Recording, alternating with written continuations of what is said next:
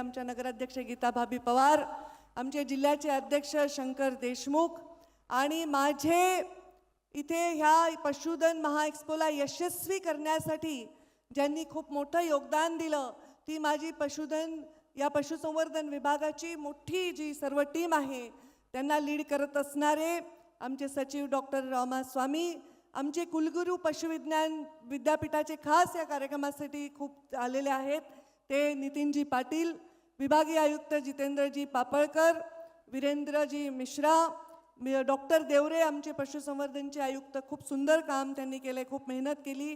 आमचे कलेक्टर विवेक जॉन्सन, आमचे SP बीडचे नवनीतजी, आमचे पूर्ण पशुधनची टीम, मुकणे वगैरे सगळी टीम, खूप चांगलं काम त्यांनी केलेलं आहे.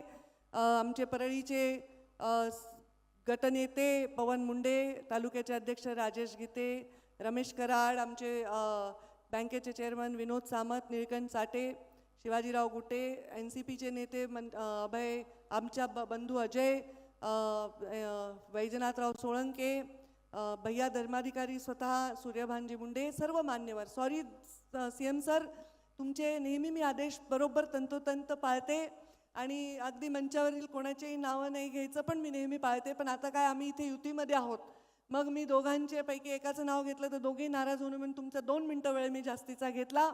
सगळ्यांची नावं घ्यायचा प्रयत्न केला कारण या सगळ्यांमुळे हे यशस्वी होत आहे महापशुधन एक्स्पो.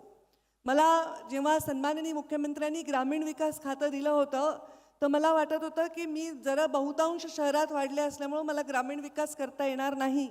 तर त्यांनी मला रात्री उशिरा फोन करून मला सांगितलं, पंकजा तुला जलसंधारण आवडतं, मी त्याला जलसंधारण जोडत आहे. आणि मी त्यांचे आभार मानेन की त्यांच्यामुळे जलयुक्त शिवार या योजनेमध्ये काम करण्याचं भाग्य मला मिळालं. आणि त्याचमुळे माझा दुष्काळग्रस्त बीड जिल्हा जो 2-2.5 हजार टँकरनी तिथे पाणी पुरवठा व्हायचा तो आज टँकर शून्य झाले आहे, टँकर मुक्त झालेला आहे.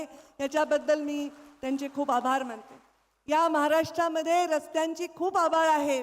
एक चांगली प्रभावी योजना कर असं देवेंद्रजी फडणवीस यांनी मला तेव्हा सांगितलं. तेव्हा मुख्यमंत्री ग्राम सडक योजना आम्ही करू शकलो आणि आज या बीड जिल्ह्यामधल्या कानाकोपऱ्यामध्ये, खेड्यामध्ये, वाडी वस्त्या तांड्यामध्ये मुख्यमंत्री ग्राम सडक योजनेतून रस्ते झालेले आहेत. 0% व्याज दराने सुमतीबाई सुकळीकर योजना आम्ही केली. तेव्हा बचत गटाची प्रभावी आम्ही काम करण्यासाठी उमेदमधनं त्यांनी आम्हाला मार्गदर्शन केलं. स्वतः प्रधानमंत्री नरेंद्र मोदी कार्यक्रमाला आले होते संभाजीनगरला.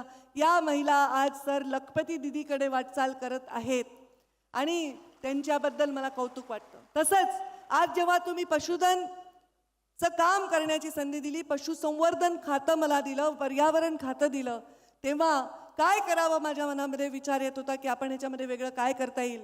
तर आम्ही पहिलं राज्य आहोत महाराष्ट्र ज्यांनी पशुसंवर्धन खात्याला कृषीचा दर्जा देऊन कृषीचे सर्व लाभ देण्याचं काम केलं.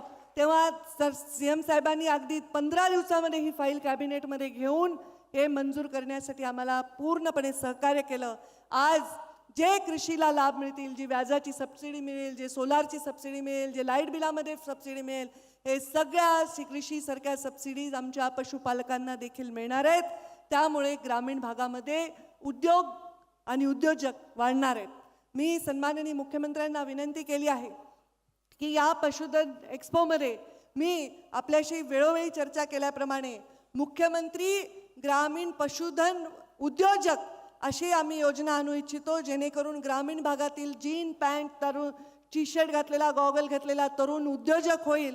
कुणासमोर शहरात जाऊन कुठे ड्रायव्हरची नोकरी करतो, कुठे क्लर्कची नोकरी करतो म्हणून हात पसरण्यापेक्षा तो तरुण स्वतः 4 लोकांना नोकऱ्या देऊ शकेल अशा प्रकारची उद्योजकाची स्कीम आपण आणली पाहिजे. पशुधन खातं माझ्याकडे आहे. ग्रामीण भागातील 24 लाख तरुणांना, बेरोजगार तरुणांना उद्योजक बनवण्याची योजना आमच्याकडे आहे. मुख्यमंत्र्यांनी त्याच्यामध्ये आम्हाला पाठीशी राहिले, सहकार्य केलं तर मुख्यमंत्र्यांच्या नावावर अनेक तरुण हे बेरोजगारीकडून उद्योजकतेकडे जाण्याचा प्रवास करतील. आज हे पशुसंवर्धन खातं माझ्याकडे आहे. या खात्याचा मी आढावा घेतला. GDP मध्ये 4% इतका वाटा या खात्याचा आहे. म्हणजे राज्याच्या सकल उत्पन्नामधला जवळपास 2.8% जो 25% होतो एवढा वाटा हा आमच्या पशुसंवर्धन खात्याच्या माध्यमातून होतो.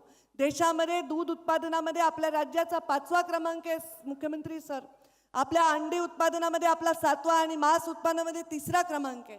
माझी इच्छा आहे की आपल्या सहकार्याने